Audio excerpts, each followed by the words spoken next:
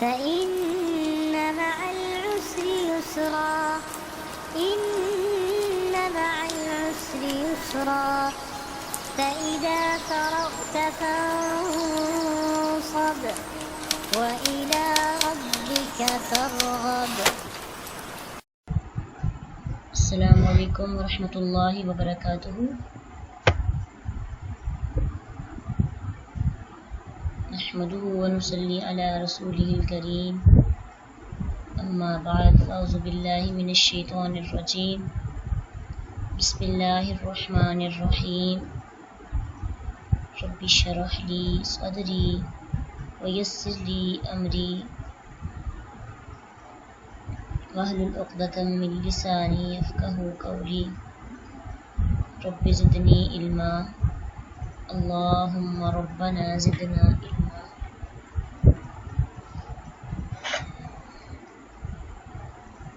49 سے ومنہم اور ان میں سے کوئی ہے من جو یقول کہتا ہے اذن اجازت دیجئے لی مجھے ولا اور نہ تفتنی لا نہ آپ فتنے میں ڈالیے مجھے اللہ خبردار فی الفتنتی فتنے میں تو سقطوا وہ پڑ چکے ہیں وَإِنَّ اور بے شک جہنم لمحیطۃ البتہ گرنے والی ہے بالکافرین کافروں کو.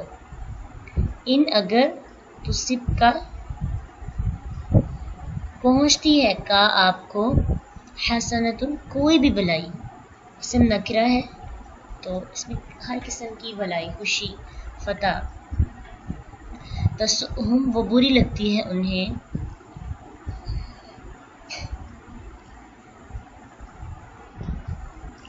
وَإِنْ اور اگر تصب کا پہنچتی ہے آپ کو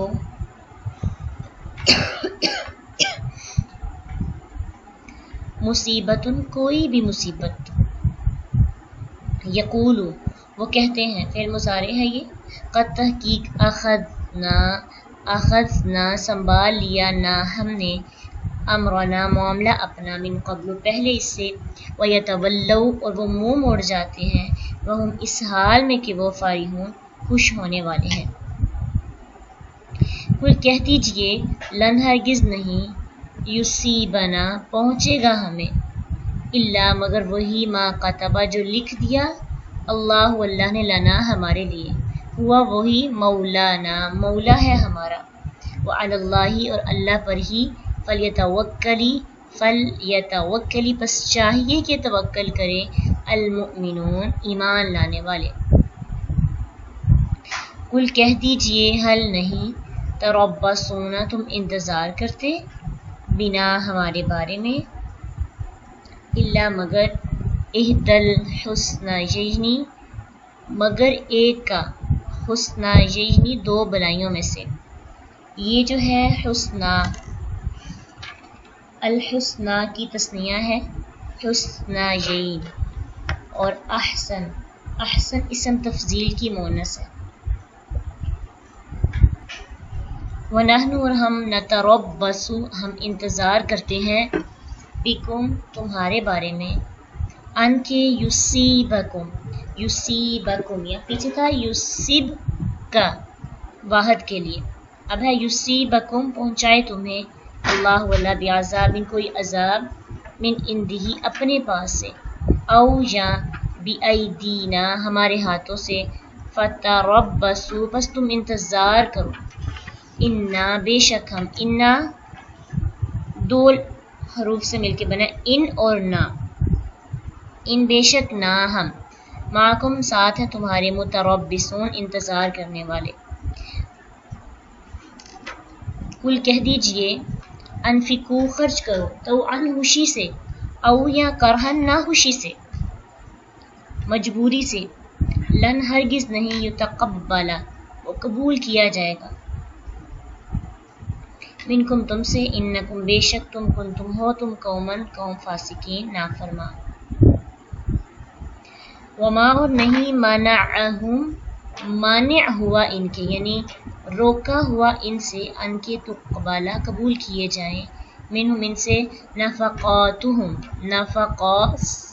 نفقات صدقات نفقتن کی جمع ہے نفقات کیونکہ تثنیہ کو جب ہم جمع میں کرتے ہیں تنیس کو یعنی جو لفظ جو ہے مونس ہوتا ہے اور اس کی جب جمع بناتے ہیں تو اس کے لاسٹ پہ تائے تنیس ختم کر کے الف تا لگا دیتے ہیں تو اصل میں یہ کیا ہے نفقاف زبر الف قا تا پشت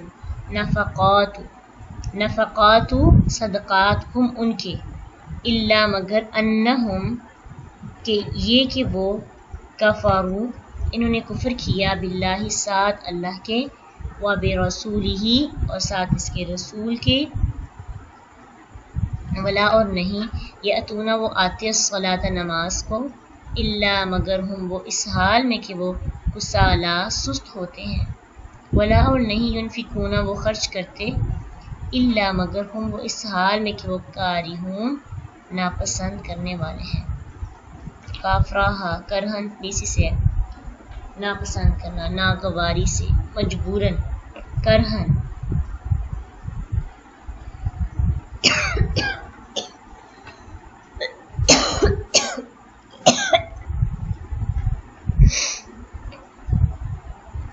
تفسیر دیکھیے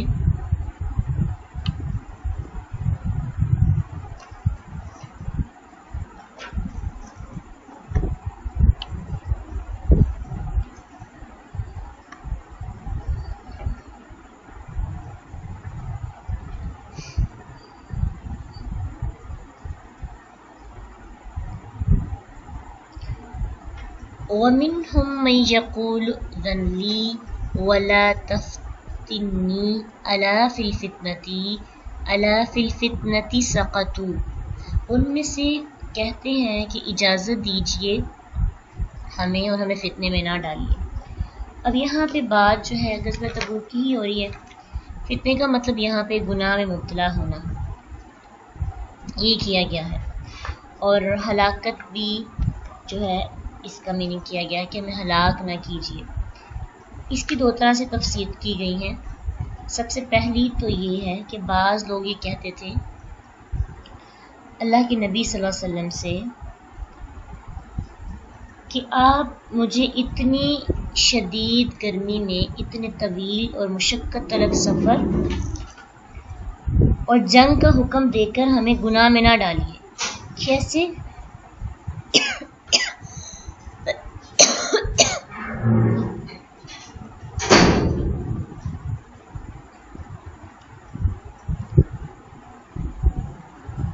کیسے وہ گناہ میں مبتلا اللہ کے رسول ان کو کر سکتے تھے؟ اللہ کے نبی تو ان کو گناہ میں مبتلا نہیں کرتے، ان کو تو جہاد کا حکم مل رہا تھا. ان کا نظریہ یہ تھا کہ جب اللہ کے رسول حکم دیں گے اور ان کے حکم دینے کے بعد اگر ہم نے ان کے حکم کی تکمیل نہ کی تو ہم گناہگار ہو جائیں گے، یہ ہماری آزمائش ہے. تو خود ہی اللہ کے نبی کو کہتے ہیں آپ ہمیں حکم ہی نہ دیں، آپ ہمیں آرڈر ہی نہ کریں تاکہ ہم اس گناہ سے بچیں جو ہمیں انکار کی وجہ سے ہوگا. تو وہ لوگ کیا کہتے تھے اگر ہم آپ کے حکم کے بعد نہ گئے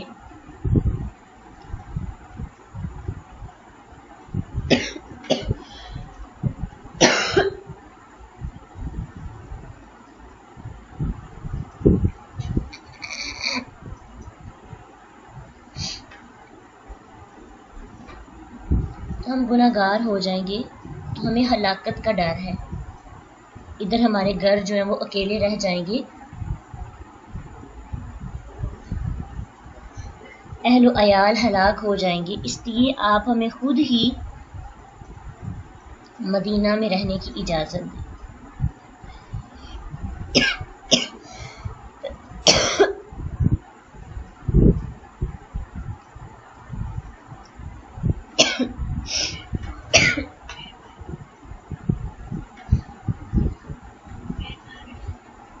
اور اگر اللہ کے رسول ان کو خود ہی روک دیتے اور کہتے کہ آپ رہ سکتے ہیں مدینہ کے اندر تو ان کو لگتا تھا کہ وہ فتنے سے بچ سکتے ہیں، وہ اس آزمائش سے بچ سکتے ہیں. جو اللہ تعالیٰ کی طرف سے ان کو دی گئی ہے، اور اس آزمائش کا آنسر ان کے پاس صرف یہ ہونا چاہیے سمعنا و اطعنا، کیونکہ وہ جانا ہی نہیں چاہتے تھے. جب خود ہی نیت نہیں تھی تو چاہ رہے تھے کہ اللہ کے رسول ان کو خود منع کرے. بعض اوقات ایسا ہوتا ہے نا، ہم کوئی کام نہیں کرنا چاہتے لیکن ہم چاہتے ہیں کہ سامنے والا خود ہی ہمیں منع کرے تاکہ الزام ہم پہ نہ آئے، کام بھی ہو جائے ہماری مرضی کا اور ہم فتنے میں مبتلا نہ ہوں. تو یہی بات جو منافقین تھے، ان کی منافقین کی نیت میں بھی یہی بات تھی.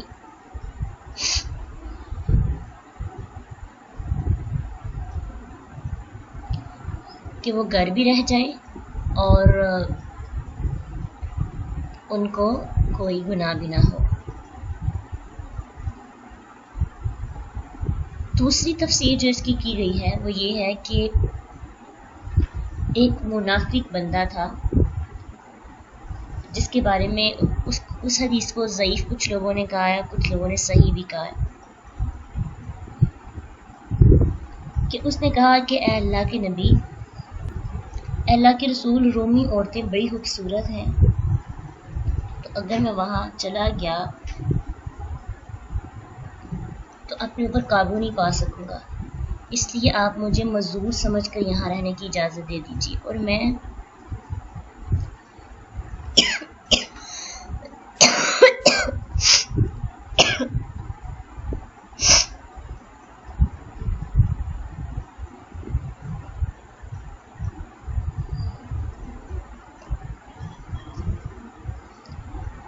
یہاں پہ رہ کر جو ہے نا مال خرچ کر لوں گا. ٹھیک ہے، تو یہ دوسری تفسیر کی گئی ہے اور یہ ایکسکیوزز ہیں ان کے. پہلے والوں کی ایکسکیوزز یہ تھے کہ ان کے گھر اکیلے رہ جائیں گے، ان کے اہل و عیال والے اکیلے رہ جائیں گے، ہلاک ہو جائیں گے، اس لیے آپ ہمیں خود مدینہ میں رہنے کی اجازت دیں تاکہ ہم آزمائش میں مبتلا نہ ہوں، ہمیں گناہ بھی نہ ہو اور ہمارا کام بھی نکل جائے. اب دوسری تفسیر اس کی یہ کی گئی کہ ایک منافق بندہ تھا، اس نے اللہ کے نبی کو کہا کہ رومی غزوہ تبوک جو ہے رومیوں کے ساتھ جنگ تھی نا، وہاں کی عورتیں بڑی پیاری ہیں، اور اگر میں وہاں پہ گیا، ٹھیک ہے، تو وہاں پہ جانے کی وجہ سے میرا ایمان خراب ہو جائے گا، اس لیے میں نے نہیں جانا، آپ مجھ سے اس کے حصے کے پیسے لے لیں. یعنی اپنے ایمان کو اپنے پیسوں کے عوض میں وہ بیچ رہا ہے.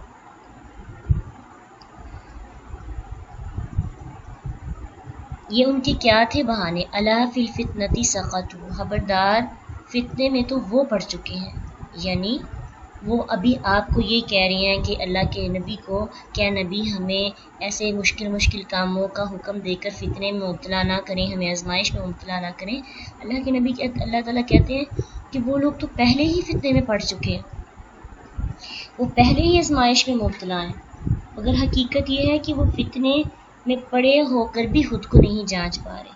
اگر فتنے میں مبتلا نہ ہوتے تو وہ جہاد سے گریز نہ کرتے. ٹھیک ہے، اس لیے انہیں اپنی تربیت اور اپنے عمل کی طرف دیکھنا چاہیے. وَإِنَّ جَهَنَّمَ لَمُحِيطَةٌ بِالْكَافِرِينَ، بے شک جہنم جو ہے البتہ گھیرنے والی ان لوگوں کو جو کافر ہیں. تو آخر میں اللہ تعالیٰ اور اس کے رسول کے ساتھ کفر سے بڑھ کر، یعنی یہ فرمایا کہ اللہ کے نبی اور اللہ کے ساتھ جو بندہ کفر کرتا ہے اس سے زیادہ بڑھ کر فتنے میں کون مبتلا ہو سکتا ہے.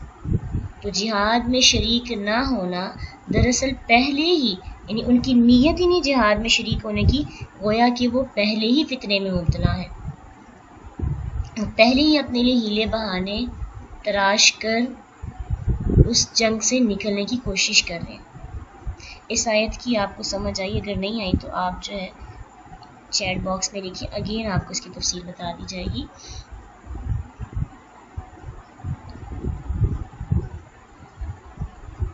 خلاصہ اس کا یہ ہے کہ منافقین غزوہ تبوک میں ساتھ جانا ہی نہیں چاہتے تھے، اور وہ جانا بھی نہیں چاہتے تھے اور الزام بھی اپنے اوپر نہیں لینا چاہتے تھے. اس لیے وہ اللہ کے نبی کی زبانی ہی کنسیشن اور ریلیکسیشن چاہتے تھے کہ ان کو ایگزمپٹ کر دیا جائے اس جنگ سے، تاکہ یہ آرام سے اپنے گھروں کے اندر بھی رہیں اور کوئی ان پر انگلی بھی نہ اٹھا سکے. یہ تھا ان کا مین مقصد. اور کہہ کس کو رہے ہیں رسول اللہ کو کہ آپ ہمیں حکم دے کر فتنے میں مبتلا کر رہے ہیں، پلیز آپ ہمیں خود اجازت دے دیں تاکہ ہم فتنے میں نہ پڑیں. تو اللہ سبحانہ تعالیٰ نے ان کی حقیقت بتا دی کہ یہ لوگ تو پہلے ہی فتنے میں پڑے ہوئے ہیں. اس سے بڑا فتنہ کیا ہو سکتا ہے کہ کوئی خود کو جہاد سے روکے، کوئی خود کو اللہ کی راہ میں وقف ہونے سے روکے. وَإِنَّ جَهَنَّمَ لَمُحِيطَةٌ بِالْكَافِرِينَ، بے شک جہنم البتہ کافرین کو گھیرنے والی ہے.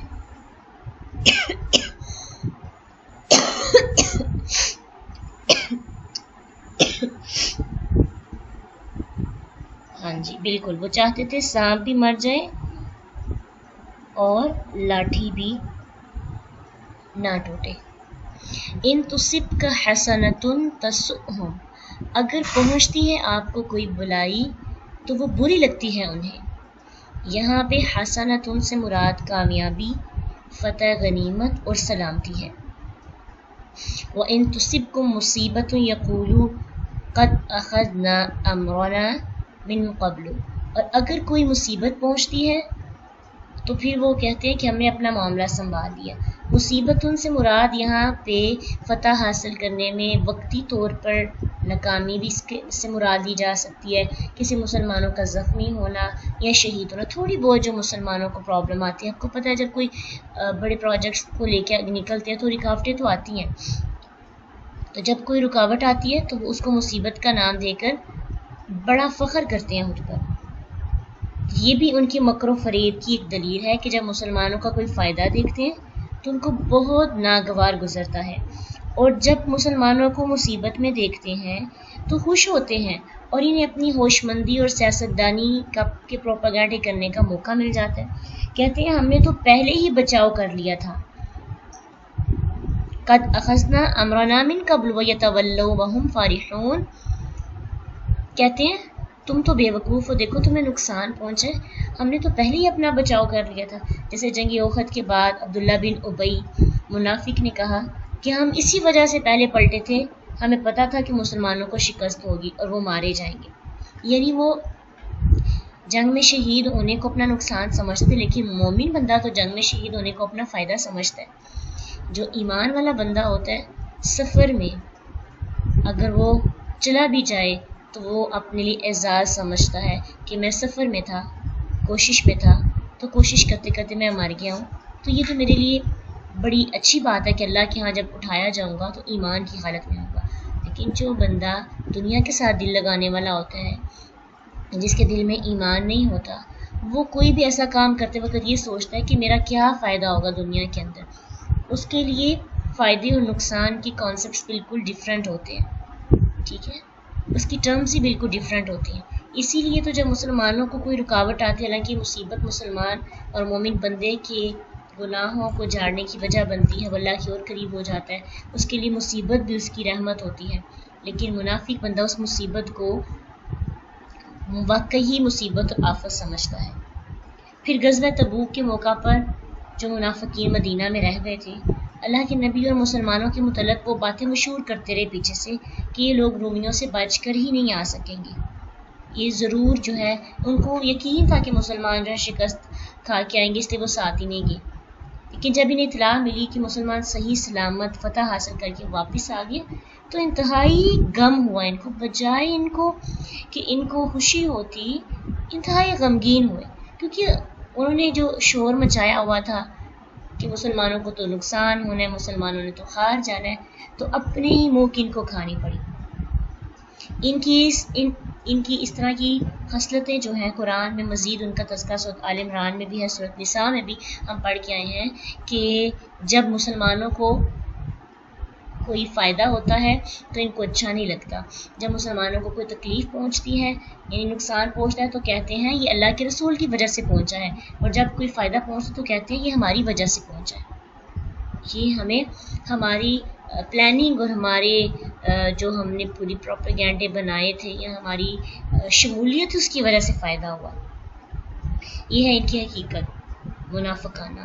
قُل لَن یُصِیبَنَا إِلَّا مَا كَتَبَ اللَّهُ لَنَا، کہہ دیجئے ہرگز نہیں پہنچے گا ہمیں مگر وہی جو اللہ نے کتاب میں ہمارے لیے لکھ دیا ہے، یعنی اللہ کی تقدیر پر ایمان اور برکت کا ذکر ہے۔ اب سچ یہ ہے کہ من علم سر اللہ فی القدر ہانت علیہ المصائب، یہ قول ہے کہ جس نے قضاء و قدر میں اللہ تعالیٰ کے راز کو پا لیا اس پر مصیبتیں آسان ہو جاتی ہیں۔ ایک بار اس کو پھر دیکھیے، اس کو ورڈ ٹو ورڈ لکھیں اور اس کو فیل کریں۔ یہ جملہ اتنا قیمتی ہے، اور تمام لوگ جو مصیبتوں میں مبتلا ہیں، وہ تمام لوگ جو سمجھتے ہیں کہ اللہ کی طرف سے بڑی آفتیں، بڑی مشکلات ان پہ آ رہی ہیں، ان کی سنی نہیں جا رہی، منزل بہت زیادہ مشکل ہو چکی ہے، یہ جملہ ان کے لیے سکون کی وجہ ہے، یہ جملہ ان کے لیے توکل کو بڑھانے کی وجہ ہے، یہ جملہ بہتے آنسو کو روکنے کی وجہ ہے، یہ اللہ کی رضا پر راضی ہونے کی وجہ ہے۔ کیا ہے کہ جس نے قضاء و قدر یعنی تقدیر کے فیصلوں میں اللہ کے راز کو پا لیا، اس کے لیے مصیبتیں آسان ہو جاتی ہیں۔ مطلب کہ جو اللہ کی رضا پہ راضی ہو جاتا ہے، جس کو پتہ ہے کہ اللہ میرے ساتھ غلط نہیں کرے گا، جو تقدیر پر ایمان رکھتا ہے، اس کو پتہ ہے کہ جس وقت میں جو کام لکھا ہوا ہے وہ اسی وقت میں ہونا ہے۔ اگر میرے اوپر مصیبت لکھی ہے تو وہ آ کے رہے گی، جتنی بھی ایفرٹ کر لوں، جتنی بھی کوششیں کر لوں، وہ آنی ہی آنی ہے۔ وہ اللہ نے لکھ دی، وہ میرا رب ہے، اس نے مصیبت کا بھی ٹائم لکھا اور خوشی کا بھی ٹائم لکھا ہے، تو میں اپنے مصیبت کے ٹائم کو بھی اچھے طریقے سے انجوائے کروں گی اور خوشی کے وقت کو بھی۔ مصیبت کے وقت کو کیسے انجوائے کرنا ہے؟ صبر کے ساتھ، ٹھیک ہے؟ اپنے آپ کے ساتھ کھیلنا چاہیے، اپنے ایمان کو چیک کرتے رہنا چاہیے، خود کو ٹف ٹائم بھی کبھی کبھی دینا چاہیے تاکہ ایمان جو ہے وہ بڑھ جائے۔ مصیبت میں جو آنسو بہتے ہیں، جو قرب ملتا ہے، وہ خوشی کے اندر انسان کبھی بھی آنسو بہا کے حاصل نہیں کر پاتا۔ خوشی میں تو انسان اپنے اچیومنٹس کو ہی سوچتا رہتا ہے کہ مجھے یہ ملی تھی، مجھے یہ ملی تھی، لیکن جو مشقت ہوتی ہے نا، اس میں انسان اپنے گناہوں کو دیکھتا ہے، انسان کو اپنی کمزوریاں نظر آتی ہیں، انسان کی زندگی کے اندر آنے والی وہ تمام چیزیں جس کی وجہ سے اس کے آنسو بہتے ہیں، اس کو اللہ کے قریب کر دیتی ہیں۔ اس لیے مصیبت کا جو وقت آیا ہے اس میں ناشکری نہیں کرنی، مصیبت کا جو وقت آیا ہے اس پہ شکوہ نہیں کرنا، مصیبت کا جو وقت آیا ہے اس پہ واویلا نہیں کرنا۔ کیا کرنا ہے؟ ہوا مولانا وعلی اللہ فلیتوکل المؤمنون، وہی ہے ہمارا مولا، وہی ہے ہمارا ساتھی، وہ ہمارا دوست ہے۔ اور سورۃ الحدید میں بہت ہی خوبصورت آیت ہے کہ اللہ سبحانہ تعالیٰ فرماتے ہیں کہ کوئی بھی مصیبت نہ زمین میں پہنچتی ہے نہ تمہاری جانوں میں، مگر وہ ایک کتاب میں ہے، وہ پہلے سے لکھی جا چکی ہے، اس کو چینج نہیں کیا جا سکتا۔ اب جس چیز کو چینج نہیں کیا جا سکتا اس کے بارے میں رونا، ٹھیک ہے، رو کے تو نہیں ہم مٹا سکتے۔ اس سے پہلے کہ ہم کسی بھی چیز کو پیدا کریں، یعنی کوئی بھی چیز آئے، یعنی یقیناً یہ اللہ پر بہت آسان ہے، ٹھیک ہے، تاکہ تم نہ اس پر غم کرو جو تمہارے ہاتھ سے نکل جائے اور نہ اس پہ بھول جاؤ جو وہ تمہیں عطا فرمائے۔ یہ سب کا سب کس کی وجہ سے ہوتا ہے؟ اللہ کی وجہ سے۔ خوشی بھی اس کی وجہ سے آتی ہے، مصیبت بھی۔ خوشی پہ اس کا شکر ادا کریں اور مصیبت میں صبر کی کیفیت ہماری ہونی چاہیے، نہ کہ ہم فخر اور غرور کے ساتھ اکڑ اکڑ کر چلیں جیسے کہ منافقین اور باقی لوگوں کا رویہ ہے۔ ہوا مولانا، وہی ہمارا مالک ہے، مددگار ہے، حمایتی ہے۔ ہم اپنے مالک پہ خوش ہیں، اور ایمان والوں کو تو بس اللہ ہی پر بھروسہ رکھنا چاہیے نا۔ وعلی اللہ فلیتوکل المؤمنون، ایمان والوں کا بھروسہ صرف اللہ پہ ہو، نہ دنیا کے ساز و سامان پہ ہو، نہ اس کے سوا کسی اور ذات پر۔ علی اللہ پہلے آیا ہے. ایسا بھی ہو سکتا تھا فَلْيَتَوَكَّلِ عَلَى اللَّهِ الْمُؤْمِنُونَ کہ بس چاہیے کہ توکل کریں اللہ ہی پر ایمان لانے والے. لیکن علی اللہ پہلے اس لیے آیا حصر کے لیے، یعنی تاکید پیدا کرنے کے لیے کہ اللہ ہی پر ہے بس، اور کسی پر نہیں ہے. علی اللہ کے پہلے آنے سے ٹرانسلیشن کے اندر کیا چینجنگ آئی کہ علی اللہ بس اللہ ہی پر میرا توکل ہونا چاہیے، ایمان والوں کا توکل ہونا چاہیے. اگر ان منافقین کے رویوں سے پیدا ہونے والی بددلی کا علاج مسلمانوں کو چاہیے تھا تو وہ یہی تھا کہ ایمان والوں کا تقاضا یہ ہے کہ وہ صرف اللہ پہ بھروسہ رکھتے ہیں، اس کے سوا کسی کی پرواہ نہیں کرتے. ٹھیک ہے، تو قول کیا ہے؟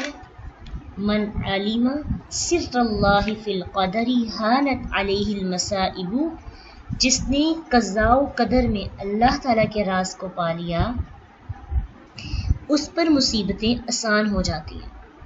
جس نے قضاء و قدر یعنی تقدیر کے فیصلوں میں اللہ کے راز کو پا لیا اس پر مصیبتیں آسان ہو جاتی ہیں. تو کیا ہم چاہتے ہیں ہم پہ مصیبتیں آسان ہوں؟ کیا ہم چاہتے ہیں کہ مصیبتوں کے وقت میں بھی ہم اجر کمائیں شکوے سے بچ کر؟ ٹھیک ہے، اور اس کا یہی طریقہ ہے کہ اللہ کی رضا پر راضی ہو جائیں، اللہ کی حکمت تلاش کریں. اللہ آپ کو بہترین نوازتا ہے. جب کوئی آفت آتی ہے یا مصیبت آتی ہے تو اس سے بہترین چیز ہمیں عطا کی جاتی ہے. قُلْ هَلْ تَرَبَّصُونَ بِنَا إِلَّا إِحْدَى الْحُسْنَيَيْنِ، کہہ دیجئے نہیں تم انتظار کرتے ہمارے بارے میں مگر ایک کا دو بلائیوں میں سے، یعنی دو بلائیوں میں سے ایک کا انتظار کرو. وہ دو بلائیوں سے مراد کیا ہے؟ اہدا کا معنی ایک ہوتا ہے اور الحسنیین الحسنہ کی تثنیہ ہے، یعنی سب سے اچھی دو چیزوں میں سے ایک چیز. مسلمانوں کی مصیبت پر منافقین کی خوشی کا یہ دوسرا جواب، اور یہ کہ ہم ہر حال میں سب لوگوں سے اچھے ہیں، یعنی یہ دوسرا جواب ہے مسلمانوں کی طرف سے کہ تم ہمیں سمجھتے ہو کہ ہمارا نقصان ہو رہا ہے، لیکن ہم لوگ تم سے زیادہ اچھے حال میں ہیں. اگر ہمیں ایک ملے گا تو اچھا ہے، دوسرا ملے گا تو وہ بھی اچھا ہے، دونوں اچھے ہیں، دونوں الگ کوالٹی کی ریزلٹس ہیں جو ہمیں ملیں گے. ٹھیک ہے، وہی بات آ جاتی ہے، مسلمانوں کی مصیبت بھی ان کے لیے مصیبت نہیں ہوتی، ان کے لیے انعام ہوتی ہے. ان دونوں چیزوں میں سے دو چیزیں کون سی ہیں؟ یا تو مسلمانوں کو فتح حاصل ہوگی، مال غنیمت حاصل ہوگا جو کہ بہت بہترین چیز ہے، یا پھر اللہ کی راہ میں شہید ہوں گے تو یہ اس سے بھی بڑھ کر بہترین چیز ہے. ٹھیک ہے، اور ہماری عین تمنا یہ ہے کہ ہم جب شہید ہوں گے تو پھر اللہ تعالیٰ کی جنتوں سے لطف اندوز ہوں گے. اس کے بارے میں حدیث میں بھی آتا ہے نا کہ اللہ کے نبی صلی اللہ علیہ وسلم نے فرمایا کہ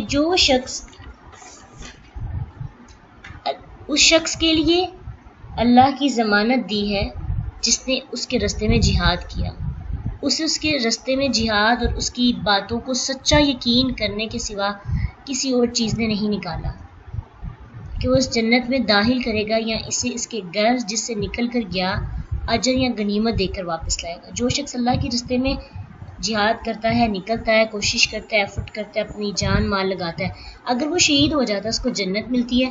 اگر وہ شہید نہیں ہوتا، واپس گھر آتا ہے تو اس کو بہترین اجر اور مال غنیمت کے ساتھ اللہ سبحانہ تعالیٰ واپس لوٹاتے ہیں. ٹھیک ہے، اب مسلمانوں کے یہ دو انعام آپ پر واضح ہوگی نا کہ اس کا مطلب کیا ہے. الحسنیین کا مطلب کیا ہے؟ دو بلائیوں میں سے ایک بلائی، دو بلائیاں. تو دو بلائیاں کون سی تھی؟ ایک مال غنیمت کی بلائی اور ایک بلائی جو کہ شہید ہونے کی صورت میں جنت ملے گی. اب مسلمانوں کو ان دونوں میں سے ایک تو ضرور ملے گی، تو کیا دونوں میں سے ایک مل جائے تو وہ ایک ہی کافی ہو جاتی ہے. اس لیے مسلمان نقصان میں کسی صورت میں بھی نہیں ہو سکتے. مسلمان جیت کر بھی جیتا اور ہار کر بھی جیتا ہے، اس کی ہار ہے ہی نہیں. اللہ کے راستے میں نکلنے والوں کی ہار نہیں ہوتی.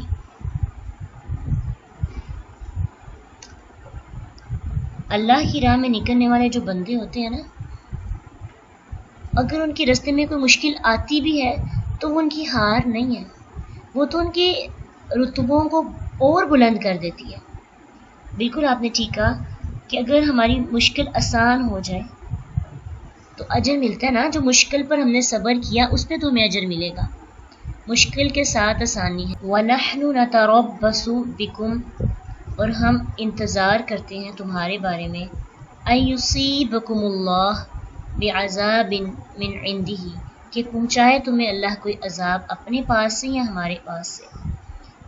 اب ان کے لیے بھی انتظار دو تھے، اس کے برعکس جو ہے مومنین کے برعکس منافقین کے لیے بھی دو ہی نتائج ہو سکتے تھے نا، یا تو دنیا میں مسلمانوں کے ہاتھوں یا اللہ کی طرف سے انہیں ذلت و رسوائی کا سامنا کرنا پڑے گا، اور اگر وہ جیت بھی جائیں تو آخرت میں اللہ کی طرف سے جہنم کے در کے اسفل میں دائمی عذاب میں مبتلا ہوں گے۔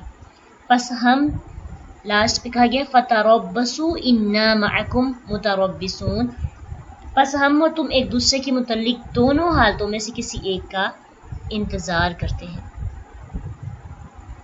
تو پھر مسلمانوں کے لیے بھی دو راہیں، دو چیزیں ہیں، ان میں سے ان کو ایک ملے گی، اور منافقین کے لیے بھی، منافقین کی دونوں راہیں، ان کی جیت بھی ان کی ہار ہے، اور ان کی ہار تو پہلے ہی ہار ہے، اور مسلمانوں کی جیت بھی ان کی جیت، اور مسلمانوں کی ہار بھی ان کی کیا ہے؟ جیت ہے۔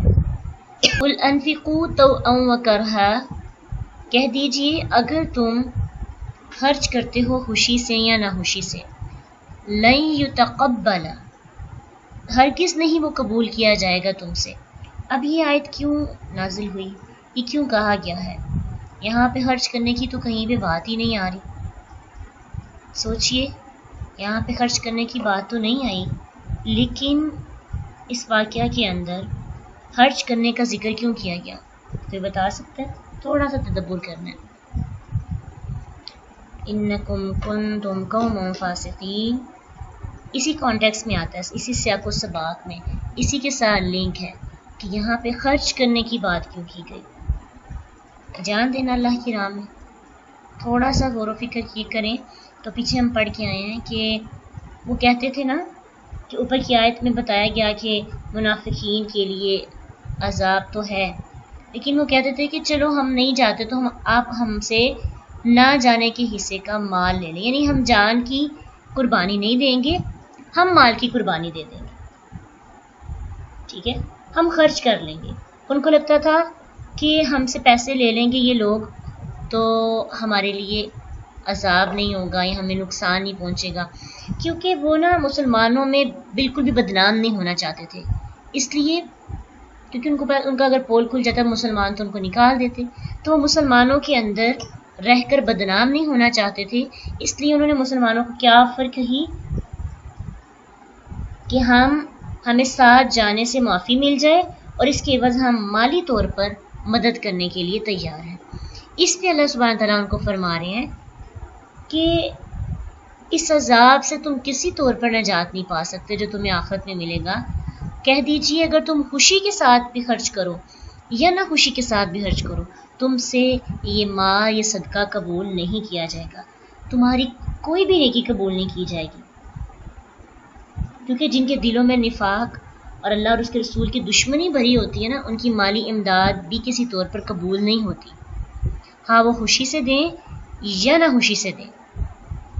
اس سے یہ بات پتہ چلتی ہے کہ جو لوگ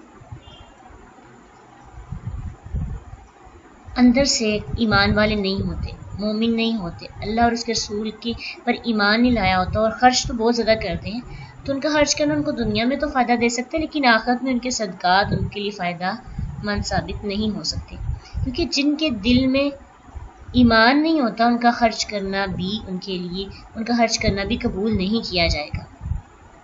انکم کنتم قوم فاسقین، بے شک تم ہمیشہ سے نافرمان لوگ ہو۔ عمل کی قبولیت کے لیے تقوی شرط ہے اور تم میں وہ تقوی بالکل بھی نہیں ہے۔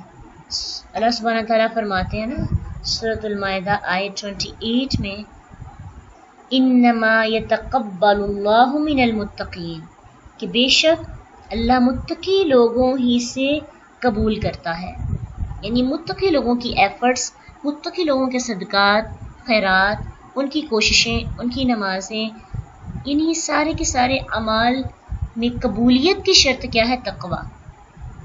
تو بس یہ چیک کرنا ہے کہ جب بھی کوئی نیک کام کریں، ایون کہ آپ کا صبح اٹھ کر کلاس اٹینڈ کرنا، آپ کا پین پکڑ کر اس کو لکھنا، آپ کا لیسن یاد کرنا، ٹیسٹ میں اچھے طریقے کے ساتھ پارٹیسپیٹ کرنا، آپ کی ایک ایفرٹ جو آپ کرتے ہیں سیکھنے کی غرض سے، اس کے اندر تقوی ہونا چاہیے کہ میرا رب مجھ سے راضی ہو جائے، مجھے اور کچھ نہیں چاہیے، میری اصلاح ہو جائے، میری نماز کے اندر بھی تقوی، اللہ کی خوف اور اللہ کی محبت میں کیے گئے اعمال جو ہیں وہ تقوی کی شرائط پہ پورا اترتے ہیں۔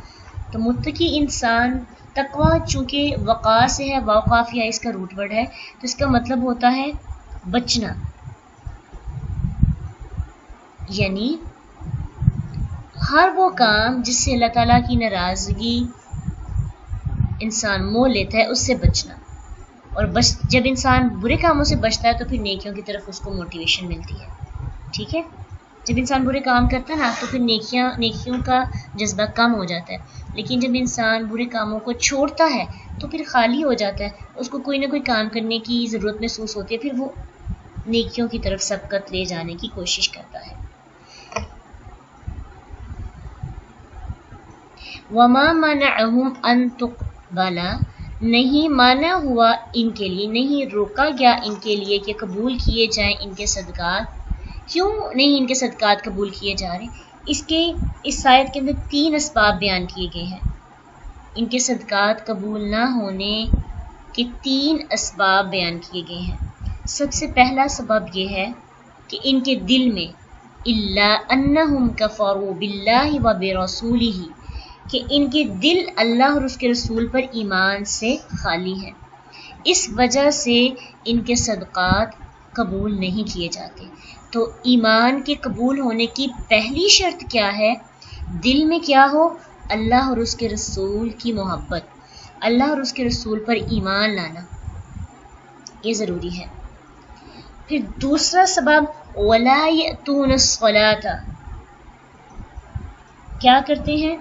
دوسرا یہ کہ ایمان کی بدنی شہادت نماز ہے، ایمان کی روحانی شہادت کیا ہے؟ اللہ اور اس کے رسول پر ایمان لانا۔ تو جب اندر اللہ اور اس کے رسول نہیں ہے تو پھر باہر کیسے آ سکیں گے؟ تو اب یہ بھی کافی نہیں ہے کہ آپ کہیں کہ میرے دل میں اللہ کی محبت ہے، مجھے نماز کی ضرورت نہیں ہے۔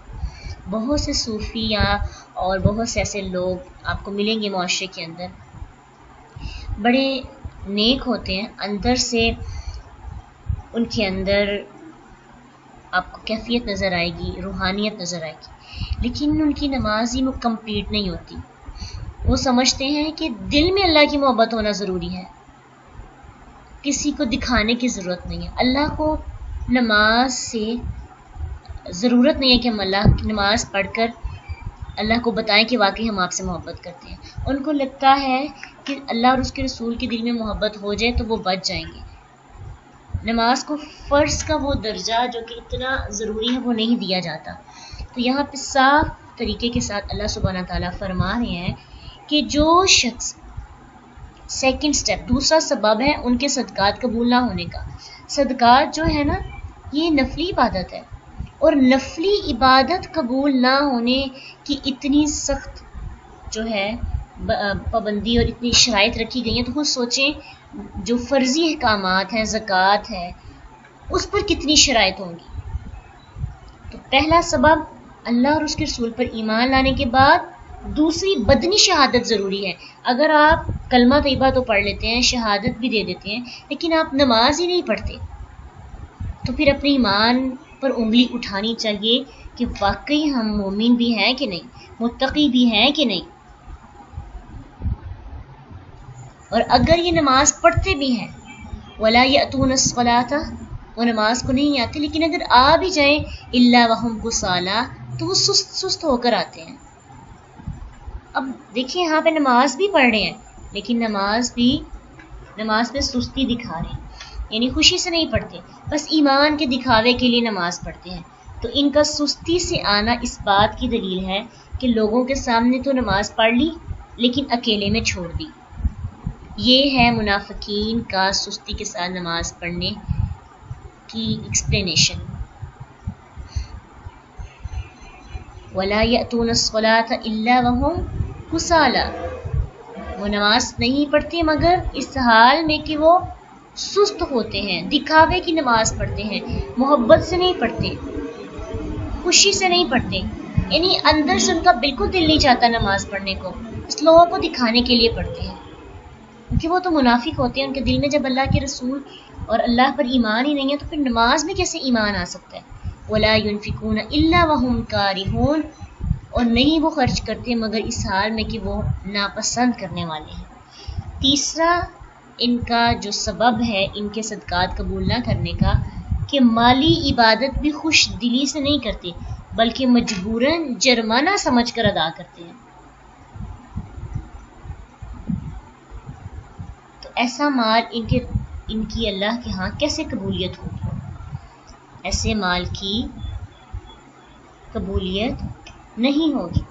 اللہ سبحانہ تعالیٰ سورۃ توبہ کے اندر فرماتے ہیں، اسی سورت کے اندر آیت 03 میں کہ خذ من اموالہم صدقۃ تطہرہم وتزکیہم بہا وصلی علیہم ان صلاتک سکن لہم. ان کے مالوں سے صدقہ لے، اس کے ساتھ تو انہیں پاک کر. خذ من اموالہم، ان کے مالوں سے صدقہ لیں، تطہرہم، ان کو پاک کریں گے، یعنی صدقہ لے کر اللہ کے رسول ان کو پاک کریں گے ان کے مالوں کو. وتزکیہم، اور انہیں صاف کرے گا. ان کا صدقہ ان کے مال کو پاک بھی کرے گا اور صاف بھی کرے گا. وصلی علیہم، اور ان کے لیے دعا کر. ان صلاتک سکن لہم، بے شک تیری دعا ان کے لیے باعث سکون ہے. تو صدقہ جو ہے وہ مال کی پاکیزگی اور سکون قلب کے حصول کے لیے دیا جاتا ہے. لیکن جو شخص مال کا صدقہ یعنی صدقات کو ناگواری سے دیتا ہے، خوشی سے دیتا ہی نہیں، اس کو پتہ ہی نہیں ہے کہ اس کے ساتھ میرا مال پاک ہو رہا ہے، تو پھر اس کا صدقہ کیسے قبول کیا جائے گا؟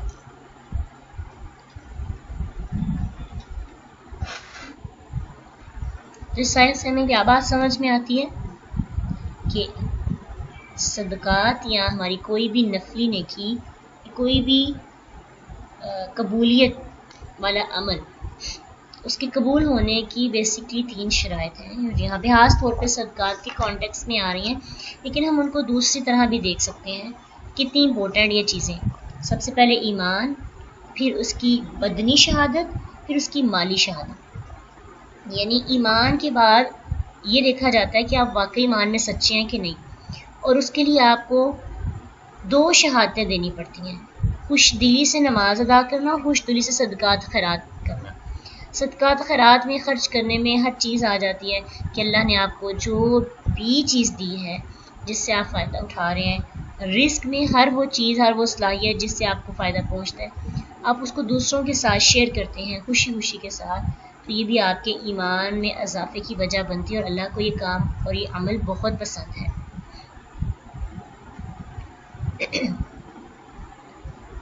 تو یہ جو منافقین مسلمانوں کو جرمانے کے طور پہ پیسے دے رہے تھے، یہ خوشی کے ساتھ نہیں دے رہے تھے، ایمان کی کیفیت کی وجہ سے نہیں دے رہے تھے. تو خرچ کرنے کے لیے ضروری کیا ہے؟ ایمان. بس خرچ کرنا ہی ضروری نہیں ہے کہ آپ ناک منہ چڑھا کر کسی کی ہیلپ کر دیں اور آپ سمجھیں کہ آپ کا وہ صدقہ قبول کر لیا جائے گا. آپ نیکی کو تب تک نہیں پہنچ سکتے جب تک اپنی محبوب چیز اللہ کی راہ میں قربان نہ کریں. تو قربان انسان تبھی کرتا ہے جب دل سے وہ راضی ہو جاتا ہے. ٹھیک ہے، تو آئندہ کے بعد ہماری یہ نیت ہونی چاہیے کہ اگر ہم اللہ کی راہ میں کوئی چیز دیتے ہیں تو خوش دلی سے دیں، اور بعد میں اس پہ پچھتائے نہیں، بعد میں بار بار ٹٹولے نہیں، بعد میں لوگوں کو جتائے نہیں، بلکہ تو اللہ کی راہ میں وقف کرے. کسی جرمانے جیسے ہوتا ہے نا کہ مصیبت آتی ہے یا مصیبت کی وجہ سے مجبوراً جو ہے کچھ لوگ صدقہ خیرات کرتے ہیں اور اس کے صدقے خیرات کو بہت سمجھ کے کیا جاتا ہے، ٹھیک ہے، تو اس وقت بھی خوشی کے ساتھ دینا چاہیے کہ اگر یہ صدقہ میری مصیبت کو ٹال رہا ہے تو میرے لیے اس میں فائدہ ہے، فیل کرنا چاہیے کہ یہ میرے مال کی پاکی ہو رہی ہے. جیسے خود کو اپنی روح کو پاک کرنے کے لیے ہم نماز ادا کرتے ہیں اور اپنے جسم کو پاک کرنے کے لیے ہم غسل کرتے ہیں، اسی طرح ہم اپنے مال کو پاک کرنے کے لیے صدقہ خیرات دیتے ہیں. اور صدقہ جب ہم دیتے ہیں، جس کو دیا جاتا ہے اس کو بڑی محبت سے دینا چاہیے، بجائے اس کے کہ اس پہ احسان کریں، کیونکہ اس کا تو فائدہ دنیا بھی ہے، ہمارا فائدہ اخروی ہے، اور ہمارا فائدہ اس میں زیادہ ہے، ہمارا فائدہ اس میں کم نہیں ہے، زیادہ ہمارا فائدہ ہے. ہم اپنے فائدے کی وجہ سے جو ہے تقسیم کر رہے ہیں، ٹھیک ہے. تو آج کی آیات جو ہیں وہ ہمیں کیا سکھاتی ہیں؟ منافقین کا ایک اور روح، منافقین کی حقیقت کی وضاحت کی گئی ہے. پھر اس کے بعد اللہ تعالیٰ نے تسلی دی ہے مسلمانوں کو کہ جو لوگ مصیبتوں میں ہوتے ہیں اور لوگ ان کا مذاق اڑاتے ہیں اور لوگ ان کو تماشا بنا لیتے ہیں، لوگ ان کے آنسوؤں کو ایک اپنی معاشرے میں چلنے والی بات چیت بنا لیتے ہیں، ٹھیک ہے. تو ایسے لوگوں کے لیے تسلی ہے کہ ان کو اللہ پر بھروسہ کرنا چاہیے اور اللہ پہ ہی توکل ان کا ہو. پھر اس کے بعد اللہ سبحانہ تعالیٰ نے یہ بھی بات فرما دی کہ جو ایمان والا بندہ ہوتا ہے نا، اس کے اوپر جو مصیبت آتی ہے، اس کی مصیبت بھی اس کے لیے رحمت ہوتی ہے، کیونکہ اگر وہ صبر کرتا ہے تو اس کو جنت ملتی ہے، ٹھیک ہے. اور اگر یا تو پھر اس کو نعمت مل جاتی ہے یا صبر کرنے پر اس کو جنت مل جاتی ہے. تو صبر کرنا چاہیے. اگر کوئی نعمت نہیں مل رہی جس کا آپ بہت انتظار کرتے ہیں اور مصیبت میں ہیں، رکاوٹیں ہیں بہت زیادہ، تو اس پہ صبر کرنے سے اللہ سبحانہ تعالیٰ فرماتے ہیں کہ اللہ صبر کرنے والوں کے ساتھ ہے. تو اللہ کی معیت، خاص معیت حاصل ہوتی ہے اس بندے کو جو صبر کرتا ہے. اور وہ معیت پھر کیسے حاصل ہوتی ہے؟ کہ آپ کے لیے رستے کھول دیے جاتے ہیں، اس مصیبت کے بعد آپ کے لیے رستے کشادہ ہو جاتے ہیں. وہ تنگ رستے جو آپ کو نظر آتے ہیں اس کے بعد بڑی خیر نکلتی ہے، بہت زیادہ آپ کو چیزیں عطا کی جاتی ہیں، جنت جیسی آپ کو محسوس ہونے لگتی ہے وہ تمام چیزیں جس کے لیے آپ نے صبر کیا ہوتا ہے، ٹھیک ہے.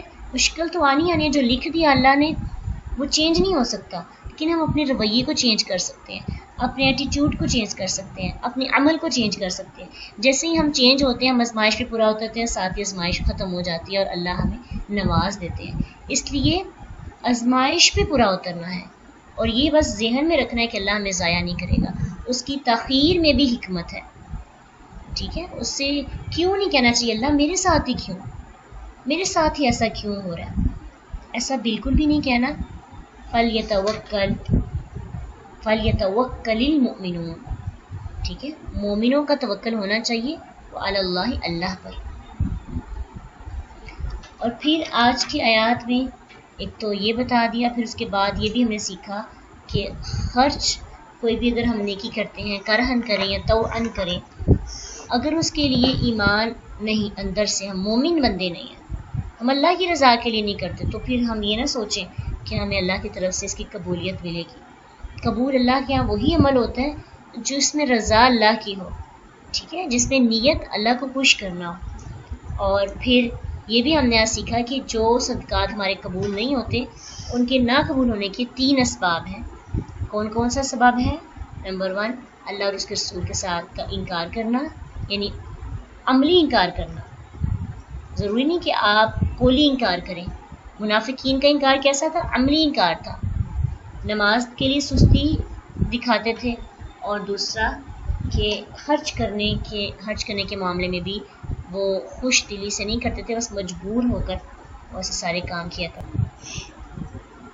بعض اوقات صدقہ دیا جاتا ہے لوگوں کو دکھانے کے لیے، نہیں ہوتا، لیکن دل میں بار بار یہ خیال آتا ہے کہ واؤ میں نے تو صدقہ کیا، تو یہ بھی نفاق ہوگا. یہ انسانی فطرتی بات ہے کہ یہ چیز آ جاتی ہے. اس پہ کنٹرول کرنے کی کوشش کرنی چاہیے. لوگوں کے سامنے تذکرہ نہیں کریں، لوگوں کو دکھانے کے لیے انسان کرتا ہے، لیکن اپنے نفس کے سامنے بھی کوشش کریں نیکی کر کے بھول جائیں، یاد ہی نہ کریں. کہ ہم نے کبھی نیکیاں کی ہیں، اپنی نیکیوں کو گنے ہی نہ، سمجھیں یہ کوئی نیکی ہے، نیکی کر کے یہ سمجھیں یہ کوئی نیکی ہے، کمپیئر کیا کریں اپنے آپ کو صحابہ کی نیکیوں کے ساتھ، پھر اپنی نیکیاں بڑی چھوٹی سی لگتی ہیں، اور یہ واقعی چیز آ جاتی ہے، فطرتی بات ہے، لیکن اس کو زبان سے نہ کہیں، اور اللہ سے دعا کریں کہ اللہ مجھے یہ دوبارہ یاد نہ آئے، اور خود کو سختی کے ساتھ ڈانٹیں کہ آئندہ کہ بھائی یہ بات ہی سوچ دی، یہ نہ ہو کہ اتنی زیادہ ایفرٹ کی اور ضائع ہی ہو جائے، سب کے سامنے ظاہر نہیں کریں۔